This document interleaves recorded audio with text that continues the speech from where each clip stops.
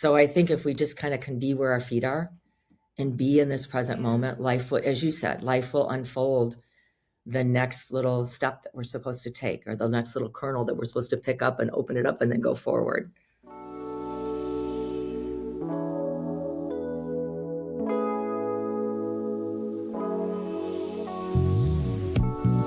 Barb Schmidt, welcome to the show. Thank you so much for joining us. Thank you, Christy. It's a real joy to be here today. Barb is a woman of many talents. I'll start at the co-founder of Peaceful Mind, Peaceful Life, which you've probably seen their quotes everywhere. They have over 2 million followers on Instagram, I think I just saw 6 million followers on Facebook, which is wild. You are a best-selling author, a motivational speaker, a coach, a meditation teacher, and the co-host of your own podcast, Barb Knows Best. So, did I miss anything? No, that sounds beautiful, Christy. You keep yourself great. busy. When you're in a group of people and they say, "What do you do?" How do you introduce yourself? Well, first, so happy to be here. And I do keep myself busy because the work that I do is really what I feel like I was meant to do coming onto this planet from the day I was born. But what I do is I'm a meditation and mindfulness teacher and an author of a book that helps people find that sense of connectedness and peace within. And I've been a lifelong seeker of truth and peace and finding that connection that we have with ourselves in order to live our lives that we came here to live.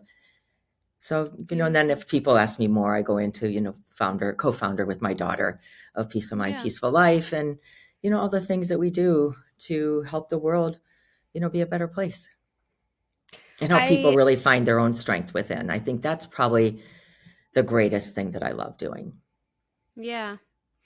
I saw that you've been practicing mindfulness and meditation for around 37 years now.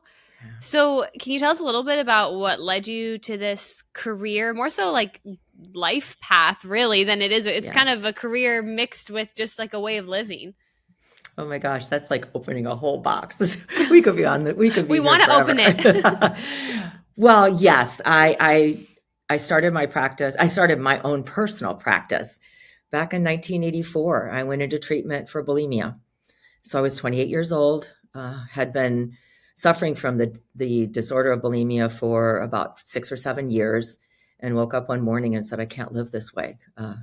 I'm killing myself. And a little voice inside affirmed that for me and said, yes, you are going to die. And I opened up the newspaper. I live in South Florida, and I opened up the Fort Lauderdale Sun-Sentinel that morning before I went to work. And I saw a whole tribute to Karen Carpenter, because it was the 1-year anniversary of her death from bulimia and anorexia. And on the other side of the page was a treatment center in Naples, Florida for bulimia, anorexia, drugs, and alcohol. And it was a brand new treatment center that had opened. And I just said, oh my gosh, I've got to check in there. Because I was a huge Karen Carpenter's fan and huge Carpenters fan. I loved their music growing up. And I didn't actually know how she died. I just remember being incredibly sad that she died so young. But then when I saw that and read the article, I thought, oh my gosh, that's what I have. We didn't know what bulimia was back in 1984. So I drove over to Naples, checked myself into treatment. 6 weeks later, I came out really knowing that in order for me to survive and live the life that I truly wanted to live once I had therapy and all of the things that happen when we're in treatment, I learned yoga and meditation, which today I'm so grateful for that, because it wasn't something that was around so much in the 80s, or people really didn't talk about it much. So I thought that I need to find a way to continue, finding myself and really understanding that I do matter, because when you suffer from a disease like bulimia, you don't think that you matter. It's really everything in the outside world, how I look, what do I achieve, the success that I can have. So it really has been a lifelong journey of finding myself today in that space of, that I do matter. And I think my work is all about helping everyone in the world understand how much they matter. So 40 years, October 31st, 2024 will be 40 years. That dates me. Well, congratulations to Thank you. I mean, that is a serious disease and an even more serious, I'm sure, recovery process. And so, okay, so you go into this treatment center, you learn about more about mindfulness, meditation. What made you kind of say, I'm going to start like sharing more about this with other people? Like, where was that shift? Well, fast forward to about 1990. There's a local university here, Florida Atlantic University here in Boca Raton, which is where I Mhm. live. And I was just browsing through their, I've done work with them before, but I was kind of browsing through their catalog and I saw that they had a peace studies program. I thought, oh my gosh, I think that would be kind of cool. I'd like to go see what that's all about. And in talking to the dean of the peace studies program, or the director, I think he was the director at the time, everything was external. It was all, how do you conflict resolution and all of the things in the outside world that people all know about what peace is. And I said, well, what do you have for the inner peace? And he said, Yeah. really nothing. And I said, it'd be kind of cool if we partnered. So I started doing programming there, volunteering, doing programming there, and started a meditation class. And every week we met for a meditation session for an hour and a half. And it just grew from there. It got bigger and bigger and bigger. And I did little workshops there that, had 50 to 60 people. And then a couple years later, it had hundreds of people. And I think that was really the launch of my book. I wrote all about my practice, the practice, simple tools for managing stress, finding inner peace and uncovering happiness. And little by little, it just grew. What else do you have, Barb? What else do you have, Barb? And then when Facebook came on the scene, kind of exploded on Facebook and Instagram. And that's really the story. That's amazing. Well, maybe you're familiar, maybe you're not, with the question we love to ask on the show, but considering you have had some very interesting life experience, I'm very excited to hear your answer to this. But what's the best advice you've ever gotten? Well, first, I am familiar because I love your podcast. Oh, And that's yes, sweet. I was waiting for this question. The best, the best advice that I have ever been given truly is that, well, actually, it's two. The first one was the book when I got out of treatment, the very first book I read, because I was determined to study and learn and go on retreats from all of the great teachers and the masters that talk about meditation and mindfulness back then. So the very first book I read was Scott Peck's The Road Less Traveled. And he was really big then in the early, so that would have been 85. And that first paragraph, life is difficult. And then he goes on to say at the end, once you really truly understand that life is difficult, it no longer matters. I actually kind of get choked up every time I read that paragraph because I thought, it's not what I thought. I thought meditating and doing mindfulness and all the self-help things and recovering from bulimia, I thought life would no longer be difficult because I thought everybody out there had their stuff together. I thought I was the only one that couldn't figure life out and that it was just so hard. And when I read that, I can't tell you how many weeks and months I meditated and contemplated that paragraph because I thought, wow, that is so profound that life is hard out here. And it's always hard because we have no control out there. And that matters most is me from the inside, how I manage my actions or how I manage my stress or whatever it is that I do every day is what makes the difference. So it really propelled me into this even more of a lifelong search of finding that Barb inside, that whole inner world. I like to say that there's an inner world that's as real as the outer world. But I didn't know Hmm. that back then. And I think a lot of people, we're so engaged in being outside that we rarely come inside.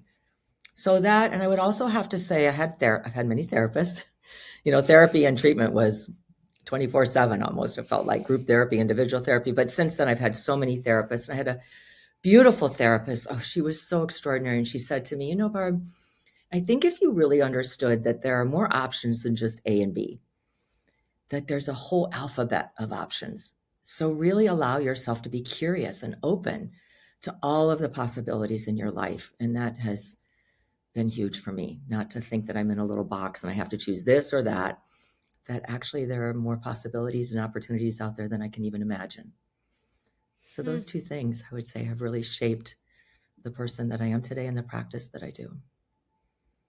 I absolutely love both of those pieces of advice. I'm wondering, with the having more than two options in life, I think that's something that a lot of us kind of think. And I think most of what we think is that there's one right option and then there's one Yes. wrong option. And I don't necessarily think that's the case in life.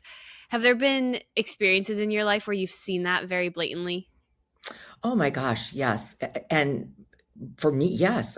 And I think one of the real transformational times in my life was when my daughter Michelle we started working together and we co-founded Peace of Mind, Peaceful Life and doing the work that we do today. One of the things one day we were talking and I was having a really difficult time. And she said, Mom, I was so focused on other people's opinions for whatever reason at that moment. And other people's opinions have other people's energies. Stay in alignment with your truth. And I just sat back and I'm like, oh my gosh, Michelle, of course. I was Yeah. allowing the other people's energies to affect me. And life is difficult and life is hard and it's easy to fall into that trap. So I never want anyone to think just because I've been practicing meditation and mindfulness for 40 years that I don't fall into a trap of, oh my gosh, what are they going to think of me? Oh, I said the wrong thing yesterday. Now what? It's life.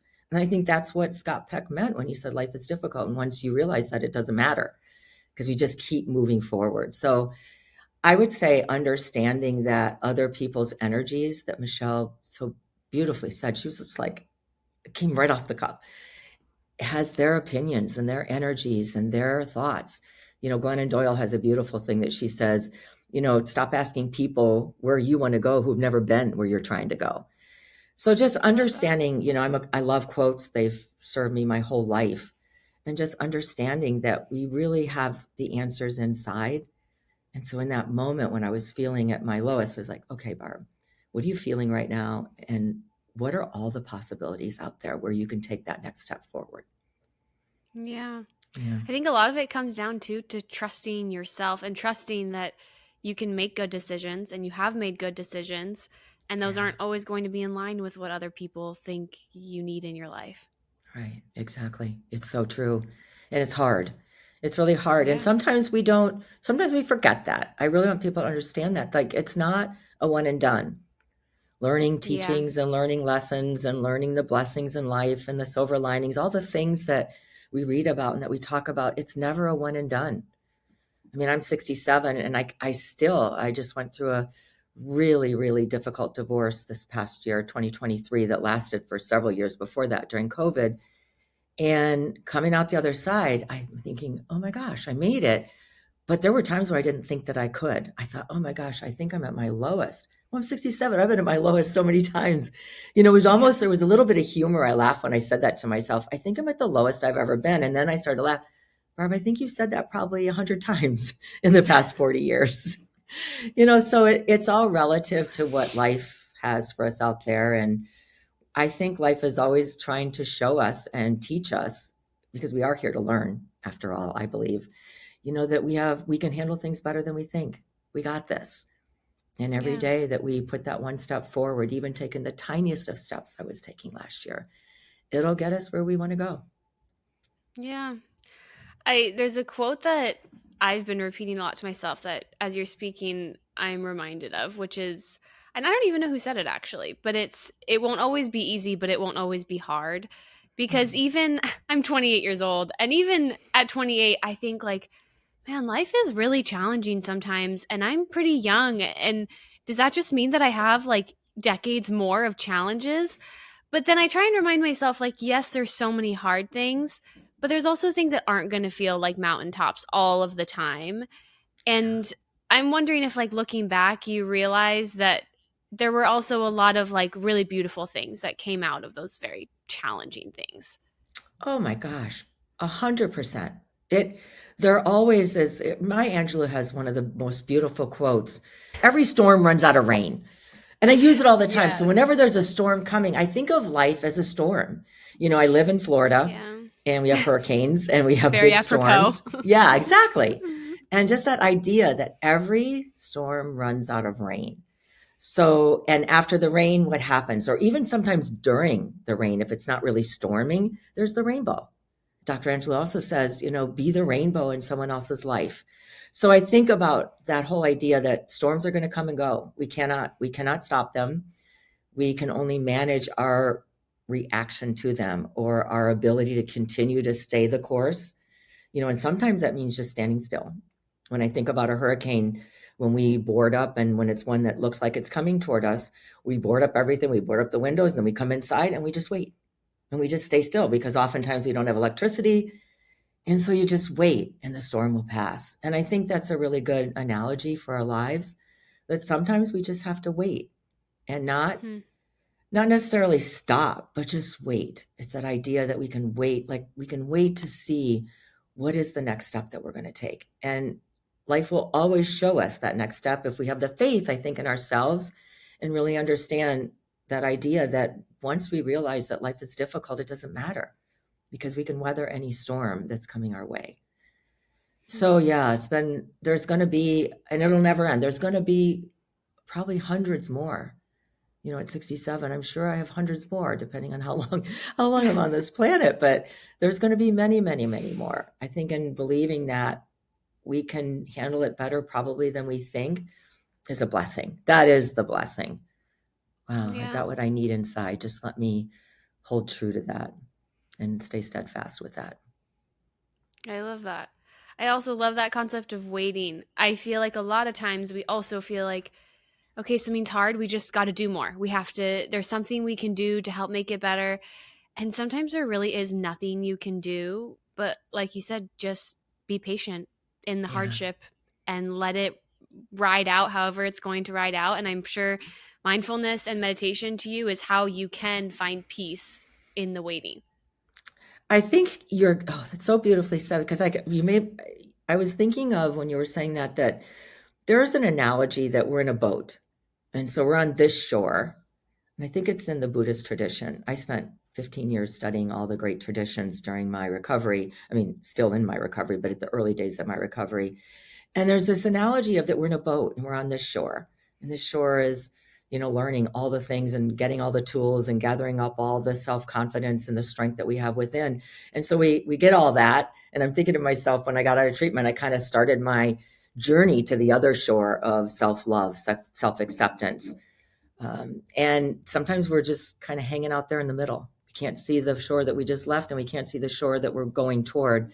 So we really have to have that unshakable faith in ourselves and everything that we've learned and everything that we know up until this moment that we've got this.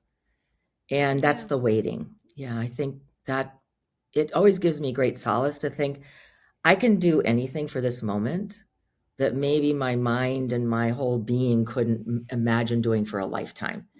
So I think if we just kind of can be where our feet are and be in this present Yeah. moment, life will, as you said, life will unfold the next little step that we're supposed to take or the next little kernel that we're supposed to pick up and open it up and then go forward. If you are listening to this podcast, you are probably a fan of inspirational quotes. And if that's the case, then you should check out my book. I feel that it's a cute little retro book with each chapter being a different emotion and then quotes that can help you with that emotion.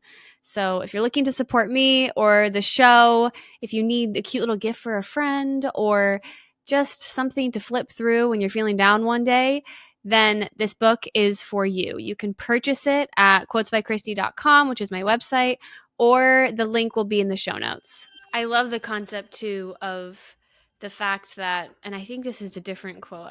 We could probably just go back and forth on I know quote we after could. quote. That I could be love its old episode. it, truly. But it's a concept that the version of you that needs to handle whatever that hardship is will be born into existence when that hardship comes.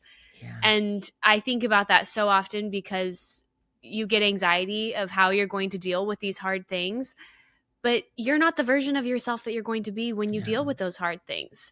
And I'm sure you've seen that time and time again, looking back on when you were at the beginning of your recovery. You probably never could have imagined that you would be the person you are now with the tools that you No. have now. No, it's beautifully said. It's beautifully shared. And we have to remember that's why I like to imagine that I'm here to learn. Like if people say, what's your purpose? To learn. Yeah. I always say that my purpose is to learn and then to teach or actually use the teachings that I have learned to become the better version of myself or the greatest version of myself that I'm meant to be.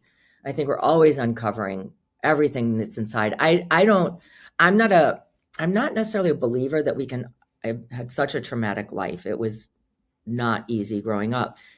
I write a little bit about it in my book, and I'm in the process now of writing my memoir. And so it's a lot of trauma, a lot of hardships as a child and as a young adult. And I just don't think that we can uncover all of that stuff and then be fine. I think little by little by little we uncover it. Like something happens and oh, okay, this is what I meant to learn in this moment. I thought I learned it 25 years ago, but wait a minute, this is a different thing. It's like peeling the layers of an onion off inside of ourselves. Oh, this is a little bit different. I'm in a different space. I'm learning something totally different. This was my second divorce. I never in a million years thought I'd be divorced twice. And I think that whole caught in my head that you cannot be divorced twice was a big deal for me to get over. Like, who cares? This is what you have to do. This is what life is calling you to do. Your life is worth more than staying in a marriage that isn't right. So we get kind of caught in those things. And as I look back in this last year, I've thought, whoa, I was a totally different person. Of course I can get divorced a second time if that's what I have to do for my mental wellness and for my life to keep proceeding in this place of learning and growing and becoming the greatest version of who I am. So I think, we are at a different place every single time. Every single day is different. Every moment of every day is different. And if we can truly trust that and have that unshakable faith is one of the things I use in my meditation every day for the past 40 years.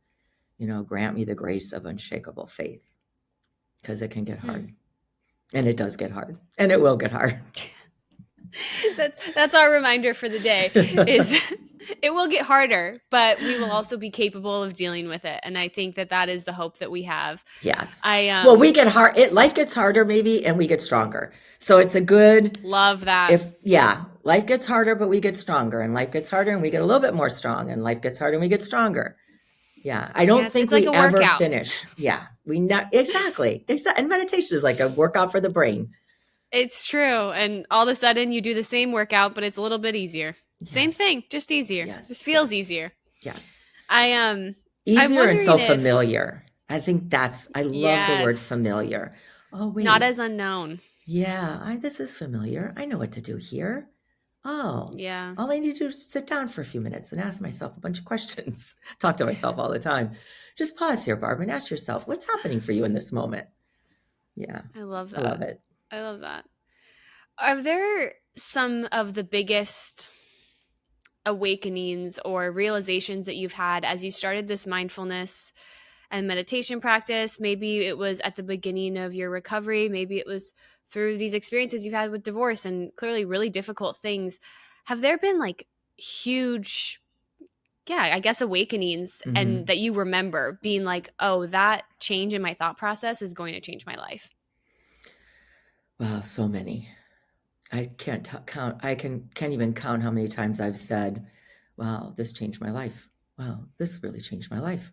What that person said and how I experienced this really changed my life. It's like, I think Michelle said to me one time, Mom, you say that about a lot of things. And I said, I told you I'm here to learn. So yeah, I had a lot of learning to go. That's incredible. I love learning. I absolutely love learning. So yes, I would say one of the biggest, to use Oprah's aha moment, was my best friend who has since passed away. Wow, she's been gone now almost 12 years. She was a hospice nurse, and we were talking one day because I met her in one of my meditation retreats, and we were she was the closest friend I've ever had in my life. And we were talking one day, and she said, Barb, she said, the thing I hear from every single patient when I go into their room as they're coming to the very end of their life is that their regret is that they didn't do what they wanted to do. They did what other people thought they should do, and they listened too much to the shoulds.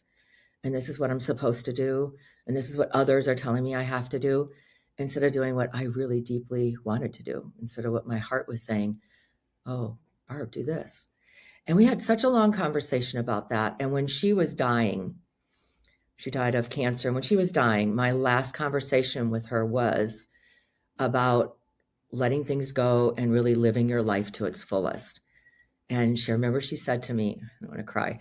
She said to me, Barb, don't forget, please stay true to why you're here and what you want to do. And don't let other people ever tell you what you're supposed to be doing. So it changed my life when she first said it. And she and I had this long conversation. We go on retreats together and just really think about, what does that mean to do what I want to do, or stay in alignment with what my heart is whispering for me to do? Because it's sometimes a whisper, and we've really got to be present to hear it. And then the last thing she said, don't forget, Barb, do what your heart is calling you to do. So that has been probably the most profound thing that has changed my life, because when even going through this divorce, thinking about what is my heart saying for me to do, and what is society or the world or my own mind, who can't wrap its head around the fact that I'm going to be divorced again, or what are people going to think and say. And I've always used that as a true north or a guidepost. Okay, Barb, sit down for a second. Ask your heart, what is right in this moment for you? And I do think too, Christy, that we can sit down in the moment and I could hear that voice. And then when I go out in life and I'm still taking actions that are contrary to what that voice said, I'm always going to fall into a hole. Life is going to present something to me that says, oh my goodness. It's almost like life is saying, okay. And when I say life, I mean God or source or universe, whatever feels true to you. It's like God was saying to me, okay, Barb, we got to give you one more little fall here. We got to give you one more little fall here, one more little fall here. And I remember Michelle saying to me one day during COVID, when I kind of got to the place where it was time to file for the divorce, she goes, Mom, I'm so happy for you. You made it. Because I thought she would be sorry that I was getting divorced. I had this whole wrong opinion of what I thought would happen to her life. And I said, what? And she goes, I'm so happy for you. I saw this a long time ago. So it's just so, she goes, oh, and I'm like, I smiled and we laughed. And I say all these little things because all of these are teachings. So it's not always just the big one. The big one is kind of there, but then all along the way, we still need all the little things, and the people are coming into our life to say, okay, you know what? I think I love it when you're acting like this, or I love it when you just said that. That is so perfect for this moment. And I'd be like, oh, I wasn't sure. Thank you for sharing that. That was beautiful. As you were talking, I was like, okay, I should try and start doing that more often, being really aware of what my heart is calling me to do, what I truly want to do aside from the expectations placed upon me. And I think the thing that I find most difficult is not letting those expectations seep into my brain as like what I really want. Is there advice you have for people on how you can really understand what it is you want versus what you've been taught maybe your entire life by society, by your parents, by friends, of like, no, you should want this, and so you've maybe kind of convinced yourself that you do? Yes. Oh my gosh, I love this question so much. I knew this was going to be the best podcast to be on. Oh, Yes, it's the voice, and it's how you distinguish between the two voices from what I have learned in 40 years of listening to that voice that I didn't even know existed. I thought I only had one, and that was a negative, really disruptive voice that was constantly telling me that I wasn't good enough, or that you need to do this or you need to do that. Everything that voice tells you, that you're not good enough, or you're not smart enough, or you're not worthy enough, or you need to do more of this, or you should do this. It's the voice of the external world. It's the voice of that tyrant in the mind that's constantly telling you what you're not doing right, or what you should be doing. So every time there's a should, you have to ignore it. You have to, I've gotten in the habit of saying, oh, that's a should. So that I know that's not true. Now let me see what other voice is in there. Let me see what other voice is going to say something. And the voice that's true will be the voice that's kind, that's loving, that's patient, that allows you time to wait, that's always forgiving, that will always say, I can't tell you how many times during this divorce, I was like, oh, is this really the right thing? And that voice would say, I love you. I know you're struggling a little bit right now, but it is the right thing. So I feel like we have to start understanding that that tyrant voice is not true ever. I don't believe that anything that comes from within has that negativity or that sense of cruelty to it, to tell me that I'm not worthy of having the life of my dreams, or of, you're going to get a divorce and you're going to fall apart and you're not going to be able to handle this. And what is everybody going to say to you? And what are you going to think of yourself? And, you can just see those negative thoughts just keep going and going and going and going, and they keep multiplying. And if you can catch it at the first or second thought and say, wait a minute, this is too mean. This is not a true voice. This is the voice Yeah. that's trying to beat me up because I need to be whatever the outside world thinks I should be, and not what my heart is telling me to be. Because oftentimes the heart is driving you in a place that not only do we need to go, but to really actualize our true selves. And it might not be what Yeah. society approves of, or it might not be what other people will say, whoa, is she crazy? Yeah. And that's okay. That really resonated with me. I I feel like the heart will never want something that includes ego or shame or guilt or blackmail. And if those things are included, there you have it. It's Yeah. not the voice you're supposed to be listening to. I Well, think let me that's a give pretty you telltale sign. it is totally. And I'll tell you one more life teaching that I think I may have received this in treatment, or maybe it was just after that at one of my retreats. Um, that your mind can either be your worst enemy or your greatest ally or your best friend. And I've never forgotten that. So whenever my mind is beating me up, I'm like, okay, this is my enemy. This mind right now does not want me to succeed. It wants to be in charge and tell me what to do. What am I doing wrong? This is my enemy. So take a pause, Barb. Just take a pause, and I'll use some of my affirmations. This too shall pass, or every storm runs out of rain, and all of that, and just really pause, because I think we can't outthink the enemy mind or the difficult mind or the mind that's really beating us up. We just need to stop, and it's hard to stop. So I use affirmations, or I use some of the quotes that we've talked about today to stop. I just repeat them over and over. Okay, I hear you, but it's not true. I hear you, but what you're saying is not true. I've been practicing for 40 years. I know that that's not true. And it goes away. Nothing lasts forever. Everything is impermanent, and even our thoughts are impermanent. They come and they go, and they come and they go. And I think that's the greatest thing that meditation has taught me, that thoughts are impermanent, and the ones that are not true will fade away if I don't buy into them and if I don't believe them. I get into trouble if I believe the thought that the outside world is going to shame me if I get divorced twice. Yeah. I mean, it's crazy to even say that, isn't it? Yeah. And that's why you have to say it out loud. And that's why I Yeah, laugh. sometimes it does help. Yeah, it's so wild. Yeah, what a beautiful thought though, to think that we do have control over our thoughts. That Yeah, thoughts aren't the quote, thoughts aren't facts, don't believe everything you think. And yeah, but like you said, it's a practice, and you've been doing it for 40 years, and I'm sure it still happens to you and something pops up and you have to check yourself. I think sometimes I'm in my phases of being more mindful and being the best version of myself, and I catch myself. And other times we just get lazy, and I yeah, think it's too much work to sit there and have to kind of calm ourselves down from every thought, so we just let ourselves spiral. And yeah. I think it's about being willing to do that work. And I think it's also about being willing to let yourself spiral at sometimes. And then you get out of the spiral and That's you true too. say, okay, that was the teaching that I needed. It's really not Yeah. having any judgments about what we're doing. I think it's really being very, very kind and very loving to yourself. Like, how would you treat your closest and most loving, dearest friend? That's how you Yeah. should treat yourself. That's how we need, not should, that's how we need to treat ourselves. Really with the most utmost care and compassion and love and acceptance and zero judgment. We are going to do, we are going to say and do crazy things. We're going to say and do hurtful things. We are going to spiral out of control.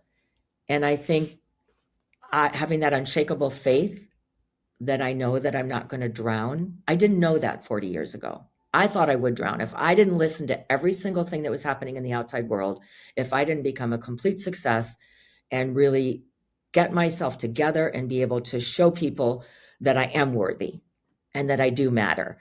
If I hadn't learned that 40 years ago, I would be spiraling out of control and not have the faith that I could actually bring myself back into peace and inner confidence and strength. So I think when you can do it, a little bit by a little bit by a little bit, we start to get it. I got this, but I am going to fall, and I am going to fail, Yeah. and I am going to stumble, and I am going to, it could be a week, it could be a month, it could be a day, it could be an hour, but I got this. I am not going to drown. I love water, so I always use the analogy of water. They're I'm great not going to drown. analogies. I'm staying in my boat. I got my anchor planted, but it's kind of rocky because the anchor is a little bit wobbly right now because I'm having some doubts or I'm having some, insecurities, and just having that faith that I got this. I got this, and being able to wait, being able to know that if I just wait it out and stay firm in the belief of myself, I got this, which is hard. This is not easy at all. Yeah, but it's it's interesting to me that even with my thought process, you having done this for 40 years, we're like, no, the spiraling is actually okay too, because maybe that's something I have to work on too, is then I spiral and I like shame myself for it. And I'm like, okay, you need to do better next time at not freaking out and not making it a big deal. But I think what's so beautiful is as you continue to do this, as you have, you realize like nothing is off limits. Like you can allow yourself to feel it all, and that shame of maybe letting yourself get too far with a thought is not helpful actually in any way. No, no, And I think sometimes I think it no. is. And I think too that I think that is, I believe that the shame and the judgment and thinking that we're not ever going to spiral out of control or we're not ever going to say something harmful. I mean, nothing means more to me than loving kindness to all beings. But I'm Yeah. going to say some hurtful things, I'm sure. Yeah. It to think that I'm not, I think is of real disservice to our own humanity, to our own practice, to our own ability to be able to grow and become the greatest version of who we are. That's really, I think we've lost the humility that we need to walk life's path. I, I am brought to my knees. I don't want to say often, but the past year it's been often. I'm brought to my knees and it doesn't feel good. I don't have a lot of gratitude for it in the moment, but I always, always have gratitude for it later. Not that I would have wished it. I don't want it to come my way, but we don't have any control over what comes our way. We don't even have any control over what thoughts come our way. The only power we have is the actions that we're going to take. So, not believing those negative thoughts in the mind and allowing ourselves grace, massive amounts of grace, that we're going to take a wrong action. We're going to take a left turn when we should have taken a right turn. There's a Hindu, I think it's Sri Ramakrishna said, if you want to go east, don't go west.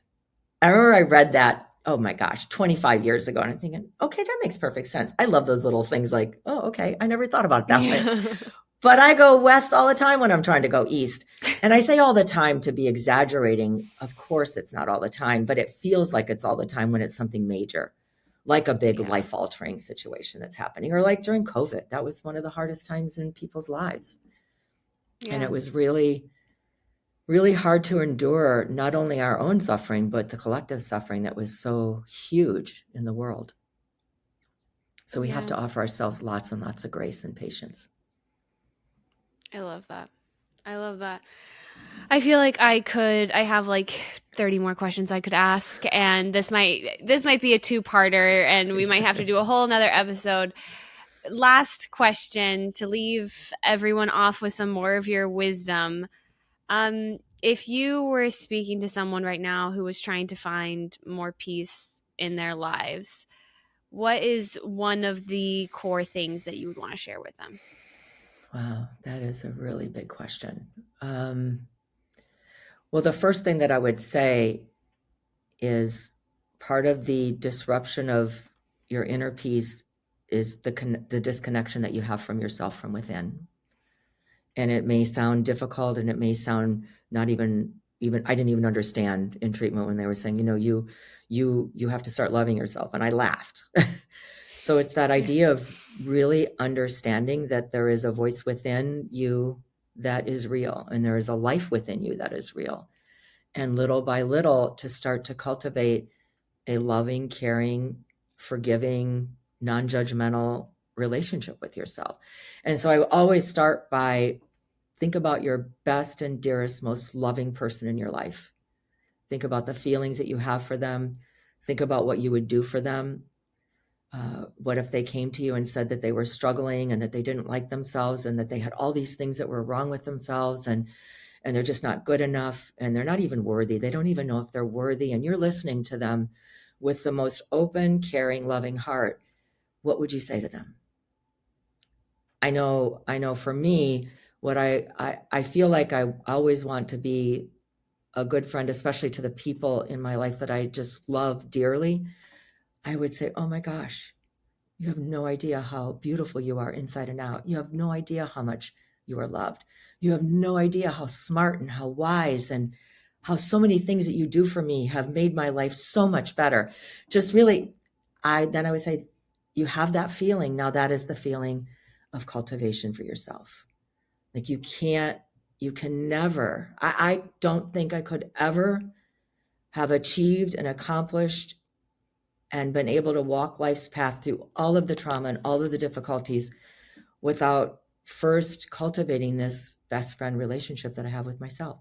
Even though I beat myself up sometimes, even though I do all the things that I used to do before I found this deep relationship, but I know at the core that I can trust and love and accept myself completely, even through all the hard times. And I feel if you can't make yourself your number one priority, it's just not going to work out there.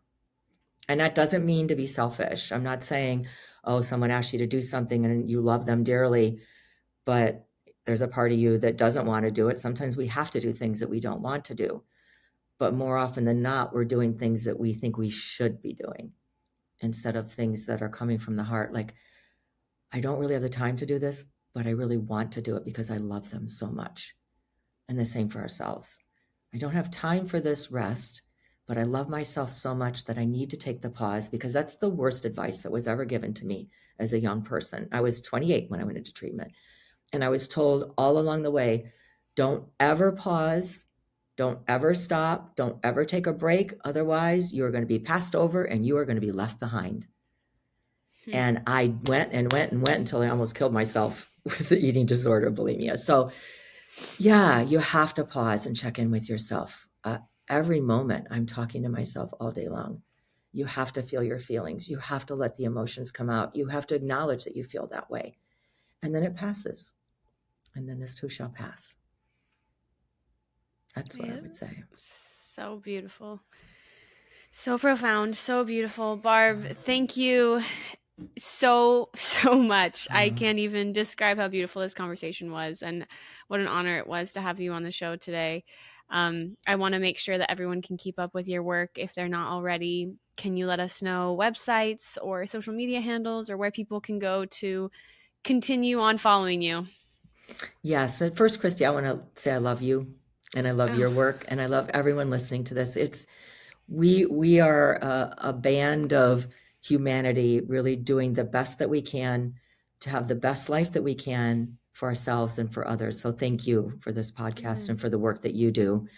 You can follow me on Peaceful Barb on TikTok or on Instagram. My daughter, Michelle Maris and I, we do a podcast together. Barb Knows Best. That was her title. I was like, really? Barb Knows Best. She goes, Mom, I said that to you my whole life. So Barb Knows Best is our podcast. And on Peaceful Mind, Peaceful Life is the nonprofit, foundation that we founded to help bring this sense of inner peace and connectedness to the world. So Peaceful Mind, Peaceful Life, Michelle Maros, Peaceful Barb, and Barb Knows Best. Thank you. Thank you so much. I love you. I love you. Truly, I say that profoundly. And if you guys like my page and you like quotes, go over to Peaceful Mind, Peaceful Life, because they have a multiple, I don't know, maybe like 1,000 post repertoire of more just incredible words. I've resonated with almost every single quote that you guys have posted. So thank you. I highly recommend checking them out. Thank you again for joining us. You can find the reels. I was just going to say, I forgot. We can find the reels. Michelle and I do a reel every day on Peaceful Barb and Michelle Maris. Yeah, where we're really getting deep into, the podcast gets even deeper, but getting deep into a lot of the questions that you asked me today and a lot of the quotes that we share. Yeah.